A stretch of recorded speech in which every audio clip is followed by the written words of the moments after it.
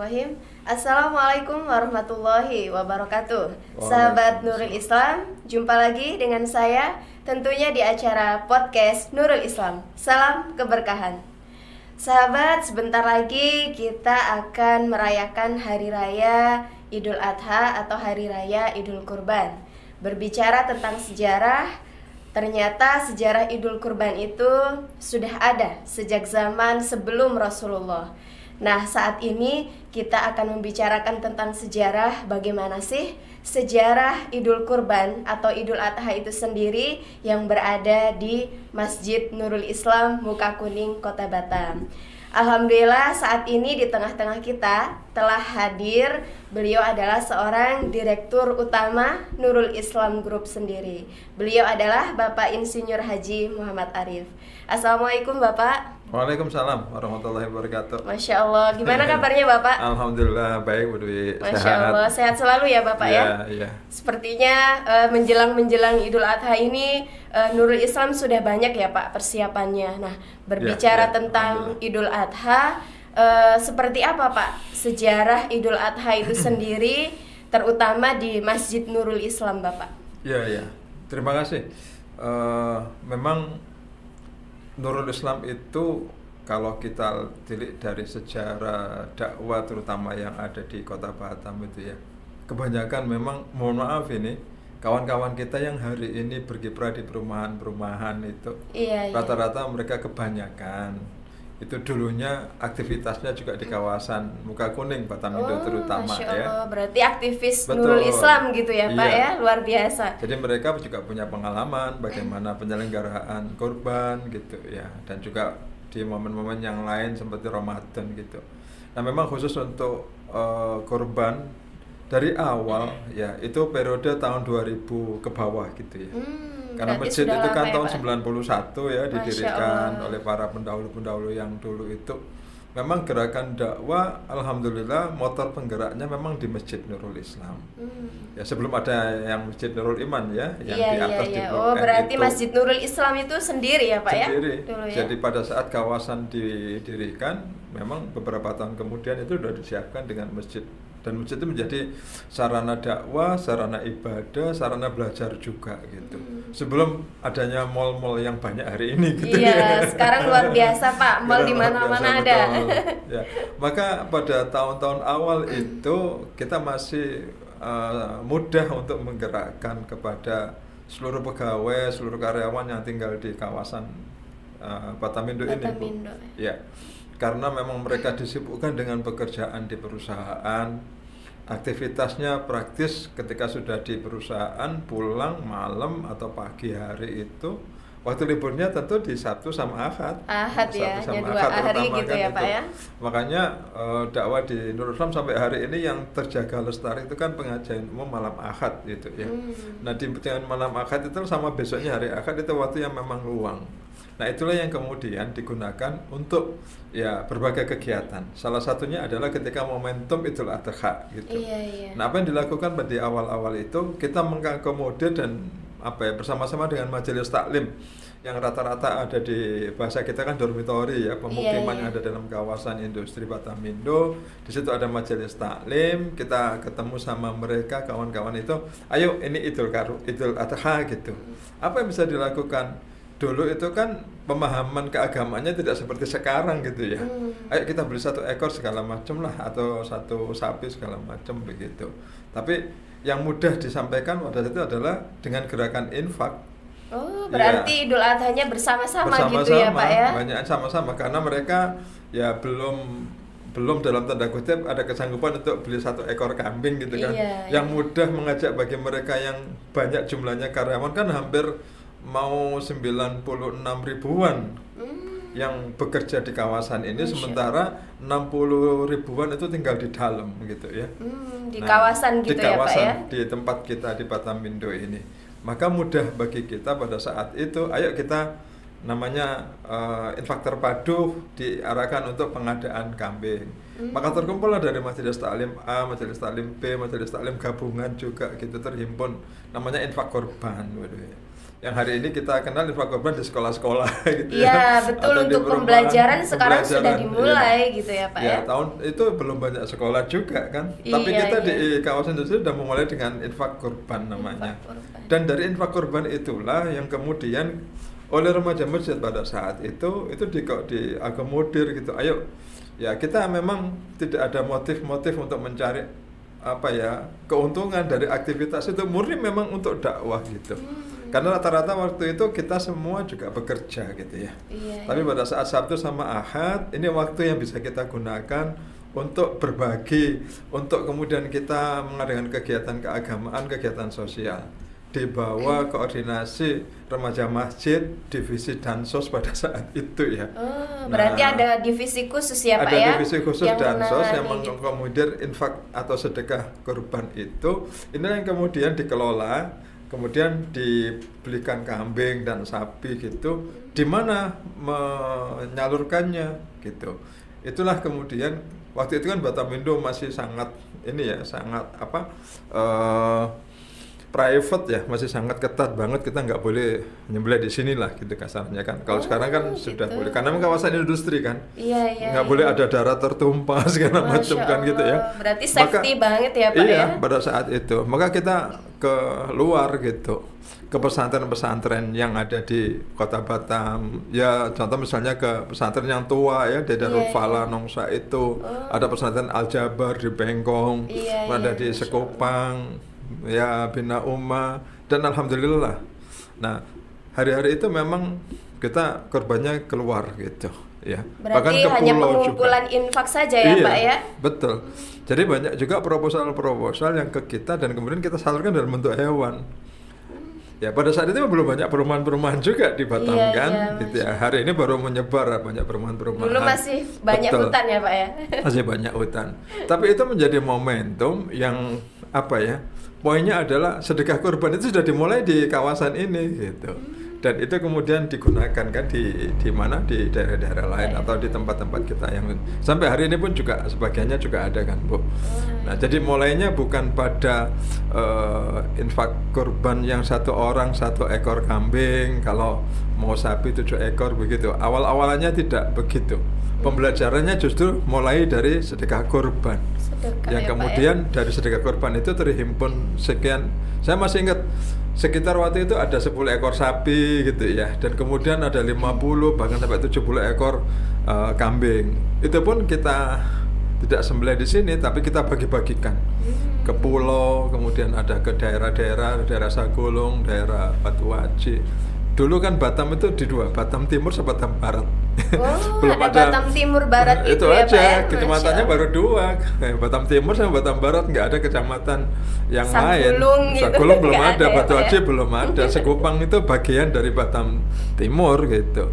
Batam Barat ya gitu. Batam Timurnya daerah mana itu, masjid ya sekarang itu Syagor dan lain-lainnya.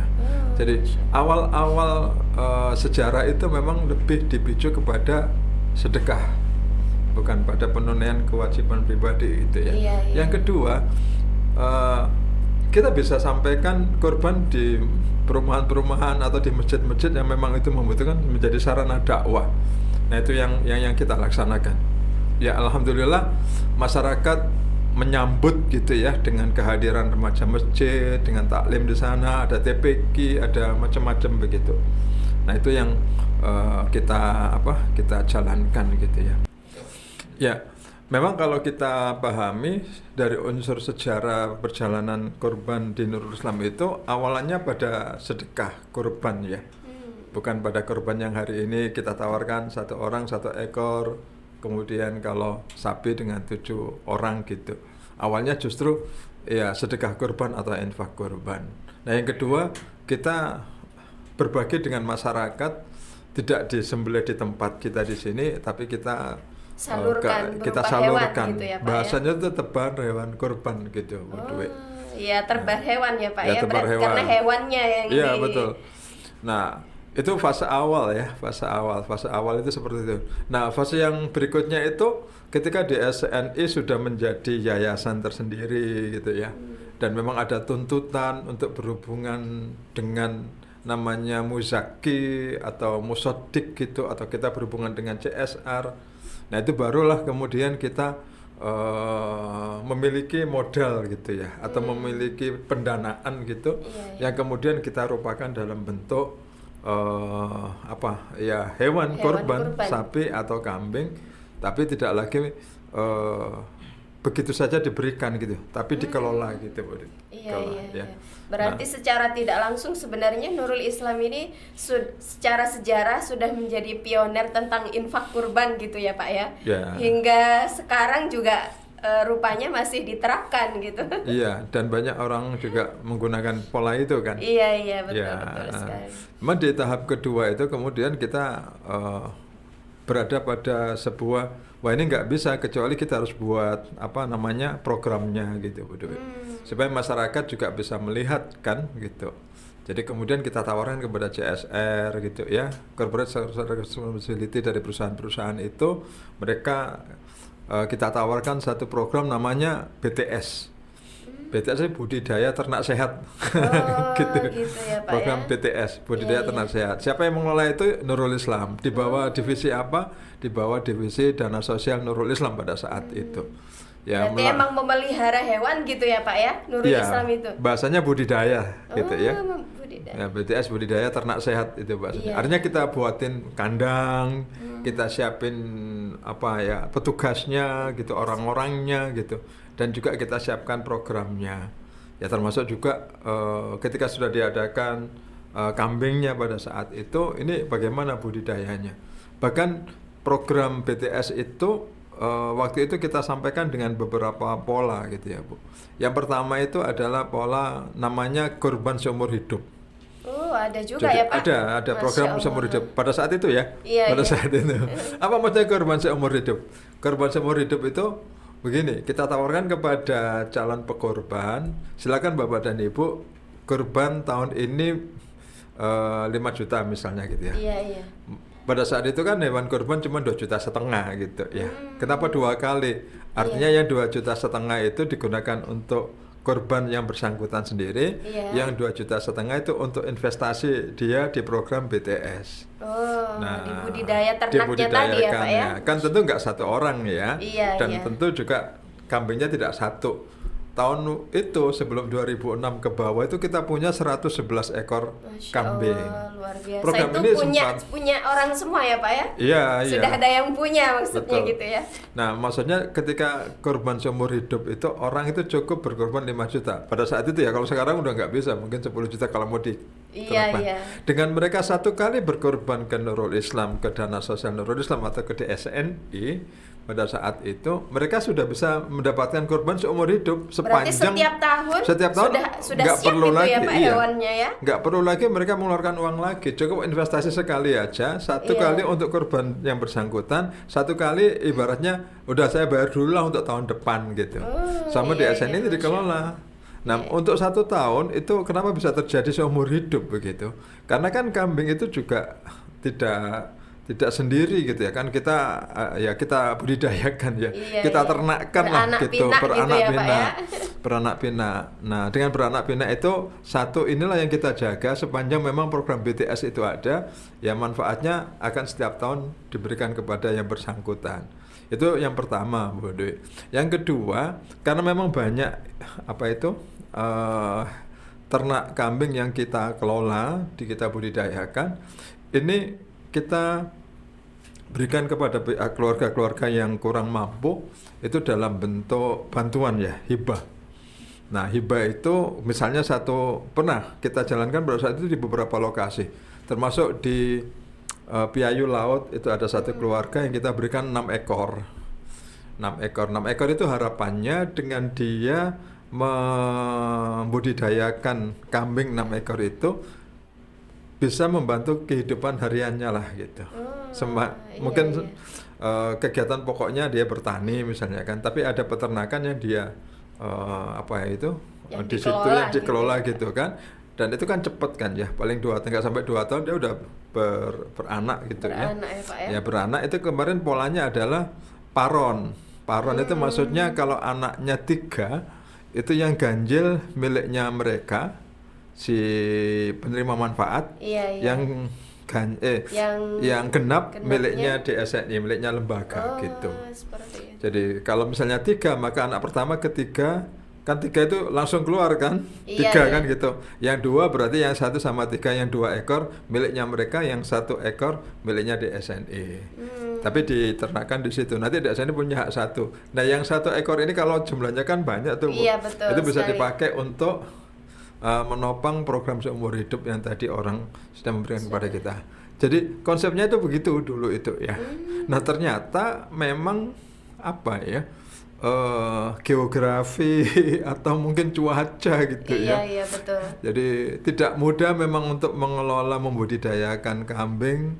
Satu, peraturan memang juga tidak boleh ya untuk di Batam ini kan harus di lokasi yang memang khusus untuk pedagang. Tapi sayangnya lokasi itu memang untuk pedagang, bukan untuk pembudidaya gitu ya. Dan yang kedua, alamnya sendiri memang kita harus juga banyak ilmu gitu ya. Jadi waktu itu kita salah satu manajer DSN itu kita tugaskan untuk belajar di Villa Domba di Garut. Jadi nyari ilmu di sana, belajar juga. Iya. Ya biar tahu ilmunya gitu kan. Nanti belajar dari luar gitu ya Pak. Betul. Ya. Masya Allah. Ya, ini sejarahnya seperti itu. Iya. Nah, berbicara tentang sejarah nih Pak. Nah, konsep program apa yang sudah Nurul Islam sajikan nih Pak selama ini dan untuk persiapan menjelang kurban ini Pak? Iya, dari dulu harapannya itu, nah ini ada beberapa hal ya. Kalau awal tadi kita tahu bahwa Nurul Islam itu hanya sekedar menarik infak gitu ya, dari teman-teman, dari jamaah, dari para pegawai atau karyawan begitu, dan kita menyediakan berhubungan sama pemasok begitu. Nah tahap kedua itu kan konsepnya adalah yang tadi itu budidaya gitu ya. Nah sekarang masuk pertanyaannya yang ketiga ini. Yang ketiga itu sebetulnya masuk di wakaf itu ya, wakaf. Berarti konsep wakaf gitu ya Pak. Harusnya ya? menujunya ke sana. Makanya sekarang dilakukan oleh teman-teman itu ya penyediaan hewan kurban dalam bentuk sapi dan kambing. Ya kalau bisa ini juga ada budidaya juga. Tidak hanya sifatnya jual beli ya. Saja gitu ya sekarang kan Pak, baru jual beli gitu kan. Iya. Keuntungannya memang masuk ke lembaga kita gitu kan. Tapi unsur budidayanya ini yang harus dijaga gitu. Karena di tempat kita ini di Nurul Islam kan ada namanya Loka Budidaya Terpadu ya. LBT ya. Loka Budidaya itu kawasan yang memang kita kembangkan untuk wakaf center, Bu. LBT tersendiri itu ada di mana ya Pak untuk tempat atau lokasinya itu sendiri? Memang ke sininya Nurul Islam Group itu kan tidak hanya berada di kawasan industri Batamindo ya. Begitu. Meskipun di sini kan kita ada 2 tempat. Satu di Masjid Nurul Islam areanya ya. Cuman area ini kan memang masih miliknya Batamindo sampai hari ini dan mungkin akan begitu pengelolaannya. Tapi kita juga ada satu tempat lagi di Blok N ya. Di Blok N Masjid Nurul Iman itu. Itu kita menyebut komplek pesantren Al-Quran Nurul Islam kan gitu ya. Itu kan yang berada di kawasan betul. gitu ya Pak. Itu pun juga bukan punyanya Nurul Islam tapi miliknya Yayasan Amal Bakti Muslim Pancasila. Masya Allah. Ya keluarganya Pak Harto lah gitu ya.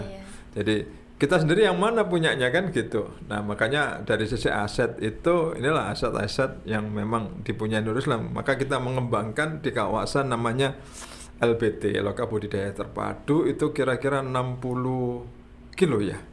60 kilo atau berapa itu LBT, betul ya? Ya sekitar 60 kilo dari Batamindo ini ke arah jembatan 5 sana. Kita punya kawasan ya 10 hektar, itu namanya LBT Loka Budidaya Terpadu. Nah di sanalah itu tempat di mana ternak-ternak kambing kita, sapi kita ada di sana. Berarti memang ada tempat khusus ya Pak ya? Iya, betul. Berarti tidak hanya biasanya kan ketika Idul Adha, nah baru ada kambing dan kita jual beli, biasanya kan seperti itu ya Pak. Berarti kalau Nurul Islam sendiri punya konsep yang dari dulu sudah dibudidayakan, sekarang masih ada gitu ya Pak ya? Masya Allah. Nah sekarang memang tantangannya Bu Dwi itu adalah bagaimana budidaya yang sudah dijalankan oleh Lembaga Amil Zakat di Asani Amanah itu kemudian juga dikembangkan lagi gitu. Ya, itu bisa dengan wakaf ya. Wakaf itu kan ada dua ya, ada wakaf tunai, wakaf uang gitu ya. Wakaf dengan uang sama wakaf melalui uang atau wakaf dengan uang. Kalau wakaf tunai itu berarti memang uangnya yang diwakafkan. Tapi kalau wakaf dengan uang, uangnya itu dirupakan barang gitu. Dirupakan barang itu macam-macam gitu ya. Bisa gedung, salah satunya bisa dengan ternak gitu. Oh gitu, Nah, berarti wakaf ternak gitu Iya, ya wakaf Pak. ternak. Berarti kalau misalnya saya punya uang 10.000 bisa Iya. diwakafkan Iya. gitu ya Pak ya? Tapi 10.000 kan dapat ayam kali ya. Iya mungkin ya Pak ya. Masya Allah. Mungkin untuk mengawali Idul Kurban harus Betul. dengan ayam dulu gitu ya Ayam Pak ya. dulu. Masya Allah. Nah berbicara tentang konsep yang sudah Nurul Islam sajikan nih Pak. Iya. Nah kira-kira manfaat apa nih Pak yang bisa masyarakat pekurban ini ya Pak Iya, terutama. Nah itu rasakan itu pasti ada bedanya ya Pak ya antara yang dibeli di tempat lain ataupun di Nurul Islam nih Pak. Ya, betul. Ini yang menjadi pembeda gitu ya. Pembeda karena manfaat yang pertama itu kan begini, Bu. Nurul Islam itu lembaga wakaf ya. Artinya ya lembaga milik umat gitu ya. Nah, kita-kita ini sebagai pengelola, ya, sebagai nadir gitu ya.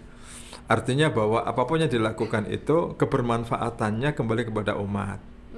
Kan beda dengan yayasan keluarga atau yayasan milik si A si B gitu ya. Iya. Nah gitu. Jadi kami ini para nadir tidak berhak untuk mengklaim Nurul Islam itu biasanya milik si A, milik Pak Arif, milik Bu Dwi, milik Pak Ferry, milik Pak Mardi misalnya begitu. Iya. Enggak. Jadi kita murni untuk berkhidmat kepada masyarakat. Artinya setiap manfaat yang didapat oleh Nurul Islam termasuk juga di dalam pelaksanaan kurban itu ya kembali untuk pengembangan program-program yang ada di dalamnya. Ya, tidak hanya sekedar masuk di operasional lah gitu ya. Iya. Ini Berarti kan beda. manfaatnya bisa dirasakan terus hingga. Oh iya, gitu ya betul. Pak ya. Masya Allah. Kayak di LBT itu kan kita punya PPA ya, Pondok Pesantren Iya. Agro, dan itu gratis, mohon maaf. Oh, Gratis. di sana Artinya ada. di sana belajar itu ya memang nggak ada biaya gitu. Dari mana itu kan gitu ya? Iya. Salah satunya adalah dari pendapatan-pendapatan yang diperoleh dari pelaksanaan kurban itu. Tersebut ya Betul. Pak, Masya Iya. Allah. Berarti nanti masyarakat membeli kurban kepada Nurul Islam, Iya. rupanya sudah mengalir nih ya Pak ya. Betul, kepada santri-santri penghafal Iya. Al-Quran di Wah, sana. apalagi penghafal Quran ya Pak ya. Betul. Masya Mereka Allah. tidak hanya menghafal Quran, tapi diajari juga mengaji kitab, membaca kitab. Itu kan Masya Allah luar biasa. Bu. Iya. Kitab-kitab kayak kitab gundul, kitab Oh, iya. itu ya Pak ya. Kita Masya aja Allah. bacanya kan juga masih Iya, kita aja ini ngawur-ngawur Pak. gitu ya. Luar biasa. Karena ilmunya kurang kan. Nah di sana kita didik anak-anak kita, Bu. Nah dari mana ini semua? Salah satunya adalah dari kegiatan-kegiatan seperti ini dengan kurban itu. Belum lagi yang lain ya. Belum lagi yang lain itu artinya mulai tahun 2000 bahwa Nurul Islam melalui dana sosial Nurul Islam itu kan kita ada menempatkan dai-dai dengan misi agama ya. Syiar bagaimana menjaga dakwah Islam di pesisir-pesisir itu oleh teman-teman dai-dai kita yang sudah cukup lama bersama kita. Di Kecamatan Bulang, Kecamatan Galang, itu ada 28 tenaga dai kita di sana. Dan itu kan juga bukan berasal dari pemerintah. Kita dari Nurul Islam yang berusaha bagaimana bulanannya gitu ya. Masya Allah, berarti Nurul Islam yang mengirim para dai-dai di ke-28 pulau tadi ya Pak ya? Iya. Ada 13 lokasi atau 13 wilayah dengan ada 28 tenaga dai gitu ya. Bahkan mereka hari ini beberapa mereka juga sudah diangkat menjadi pegawai pemerintah alias PNS. Oh, Masya Ya, Allah. wasilanya kan ya pengabdian di pulau Berawal gitu ya. dari dai tadi ya Pak ya, Masya Allah. Ini kan berkah ya Bu ya. Iya, berkah dan rezeki ya Betul. yang dirasakan oleh dai yang Iya. awalnya ditugaskan ke pulau gitu ya Pak. Sejalan dengan yel-yel kita kan. Iya, Salam iya. berkah. Iya, Masya Allah luar biasa memang ya Nah Pak ini ya. yang memang kita perlu tumbuhkan gitu. Setiap program harus membawa keberkahan kan gitu. Termasuk juga kurban ini. Jadi nggak hanya kurban mendapatkan manfaat dalam bentuk finansial, tapi bagaimana kita bisa melanggengkan dakwah kita kan. Tadi anak-anak belajar gratis, belajar Al-Quran, tahfiz gitu. Dan kemudian dai-dai kita juga masih terus bisa berkarya mendampingi masyarakat. Nah, ini manfaat-manfaat yang bisa ini. Nah selain itu, kalau dengan kita secara teknis ya, Ya karena memang kita punya lahan sendiri gitu ya, otomatis ya itu akan juga memudahkan kan ya untuk mobilisasi gitu. Nah, ya itulah yang bisa kita bandingkan begitu kalau dengan yang lain kan. Jadi artinya profitnya itu nggak kembali kepada kocek pribadi orang-orangnya gitu. Iya, iya. Insya Allah lah. Tapi kebermanfaatannya berkelanjutan itu yang akan menopang dakwah secara luas yang dikelola oleh Nurul Islam Group kan gitu. Iya, Masya Ya. Allah, ternyata Insya luar Allah. biasa sekali ya Bapak ya. Ya. Sejarah, kemudian konsep dan manfaat kurban itu sendiri di Nurul Islam. Ya. Mungkin sebelum kita tutup mungkin ada pesan untuk sahabat Nurul Islam, Bapak, monggo silahkan. Iya, iya. Ya terima kasih ini atas atensi dan kepercayaannya ya Bu. Ya, Nurul Islam bisa seperti ini, dia tidak oleh dirinya sendiri. Iya. Tentu oleh support, dukungan baik secara finansial, perhatian, kerjasama, apapun lah itu. Ya, yang kebanyakan juga hari ini teman-teman sudah bisa melanjutkan kiprahnya di perumahan-perumahan gitu ya, atau kembali di kampungnya mereka juga sama-sama melanjutkan misi dakwah kita di sana gitu ya. Ada satu teman itu salah satu dai kita dulu ada di sini, kemudian kembali lagi ke kampungnya, sekarang dia menulis buku gitu ya. Chatting sama kita gitu ya. Ada juga dulu mereka aktif di Baitul Mal Watamwilnya Nurul Islam, di sana masih melanjutkan juga misi dakwanya. Jadi ada nilai-nilai, ada pengalaman-pengalaman yang mereka pada saat membersamai dengan kita itu bisa dilanjutkan di sana. Nah ini terima kasih nih kepada sahabat Nurul Islam yang sampai hari ini ya masih memberikan kepercayaan, dan kepada Muzaki, kepada Musodik, kepada Wakif gitu ya. Doakan kami dan dukung kami di program-program pengelolaan, terutama di pengelolaan kegiatan kurban. Semoga terus bisa membersamai dan terus memberikan kebermanfaatan kepada masyarakat, terutama yang ada di Kota Batam, Kepulauan Riau, Indonesia. Ya, demikian Bu Dewi. Baik, terima kasih banyak Bapak Ya, atas sama-sama. waktunya sudah berbincang-bincang bersama kami. Ya. Baik, terima kasih. Oke sahabat, demikian tadi bincang-bincang kita tentang sejarah kurban di Nurul Islam, dan kemudian tentang bagaimana konsep program kurban sendiri sudah dikonsep oleh Nurul Islam, dan kemudian manfaat apa yang bisa sahabat rasakan. Nah, alhamdulillah sangat luar biasa berbincang-bincang hari ini dengan beliau langsung ya, Bapak Direktur Utama Nurul Islam, Bapak Insinyur Haji Muhammad Arif. Baik, kepada sahabat yang nanti akan merayakan nih Idul Adha atau Idul Kurban, yang mungkin belum berkurban, bisa bergabung bersama Nurul Islam tentunya. Semoga bincang-bincang kita kali ini mendapatkan manfaat dan termotivasi kepada sahabat semuanya. Satu hal yang senantiasa harus kita ingat, apapun yang kita lakukan, ketika kita niatkan itu hanya untuk Allah, insya Allah keberkahan akan senantiasa bersama kita semuanya. Amin ya rabbal alamin. Jangan lupa tunaikan ibadah kurban bersama Nurul Islam. Sampai jumpa di podcast Nurul Islam berikutnya. Salam keberkahan. Wassalamualaikum warahmatullahi wabarakatuh. Waalaikumsalam warahmatullahi wabarakatuh.